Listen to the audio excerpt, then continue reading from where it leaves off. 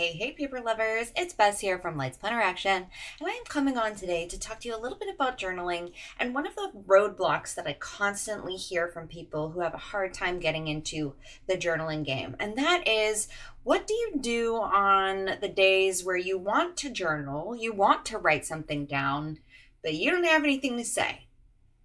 And I've got 3 suggestions for you today, and I'm going to show you these suggestions in action in my own journal and hopefully inspire you to try some of these out in your own journal. Of course, you don't have to do this in a journal. You could do it in a planner, a memory keeper, a notebook, a general, like the back of a napkin. All of these things work any place, but I'm going to be doing them in my journal. So if you want to get your hands on that, you can check the link in the description. But in the meantime, let's just dive right in. Okay, so this is my B6 size junk journal on a coil. It is a chunky little thing and getting bigger by the day. So what is the first thing that I suggest you do if you don't know where to start? You are looking at a blank page and it's stressing you out. Why don't you just go raid your sticker stash? I know for an absolute fact that you've got some stickers in your stash that you are never going to use. So this is from a sticker kit that I got at a conference. These are Mommy Lay stickers and they're adorable, but they're not really my planner aesthetic. And so I had been holding on to them for a very long time. And I finally said, wouldn't it just be fun to do like a little sticker collage out of them? And that's exactly what this is. There is no rhyme or reason. I was really just trying to fill the page with stickers, and it makes me happy every time I look at it.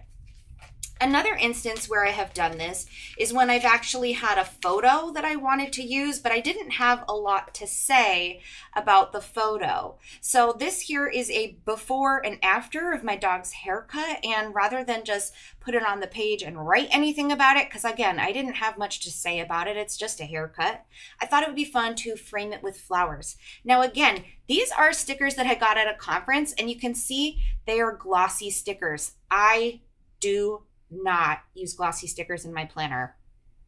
It's not for me, baby.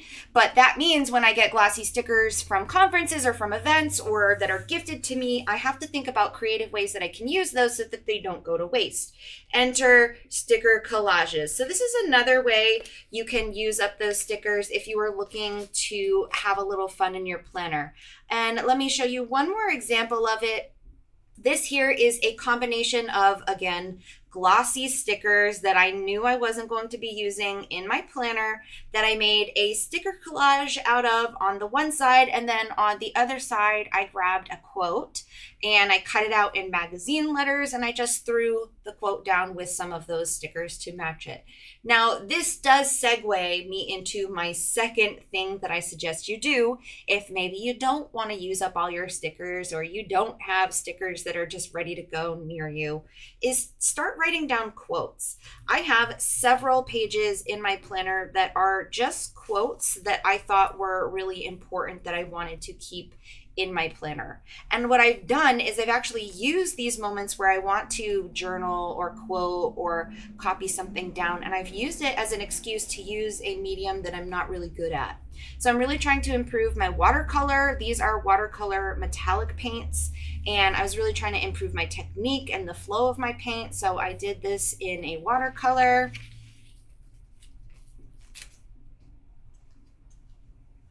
Here's another quote that I was playing with the watercolor metallic paints. Again, just a simple quote that I wrote down and I embellished it with some art. I didn't have to fill the page in this instance. And what I will tell you is that as you're scrolling on Instagram or wherever you do your scrolling, if you see a quote you like or you're reading a book, snap a photo of it and create a little folder in your phone for quotes that you would like to write down in the future. And then the next time you go to sit down, you'll know exactly what you want to write. So another way you could do that is if you have song lyrics that you really enjoy. I wanted to, again, practice writing with watercolor. So this is in a bronze metallic watercolor paint, and it's the lyrics to a song.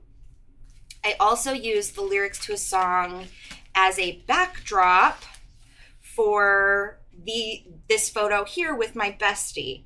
And so this was lyrics to one of the songs that came from the concert that we went and saw together. So sometimes you can write down quotes and then end up using that as a backdrop later.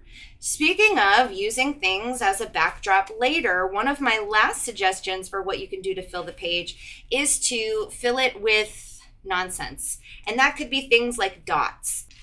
I have a really fun set of dot markers from Grabby, but you might have a similar set from Zig. They both make a dot marker, and they can be really fun to fill up a page very abstractly. Like, there's no rhyme or reason. I just drew some sections on the page and filled it up with the dots how I thought would be fun.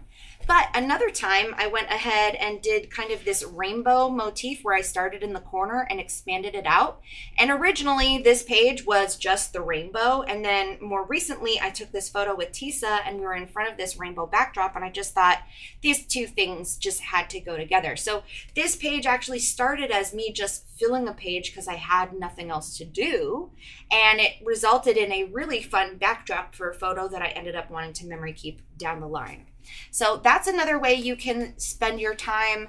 Again, this is another example of just filling up the page very abstractly. This is one of the patterns that comes in my junk journal, and I just painted right over it. So again, this is just me practicing my skill, honing in my control of a brush using watercolors. So you can fill in a pattern or create your own abstract pattern. Or again, if you have like pages that are things that you can actually fill in, you can always paint those in and then again use it as a backdrop later, or just leave it blank.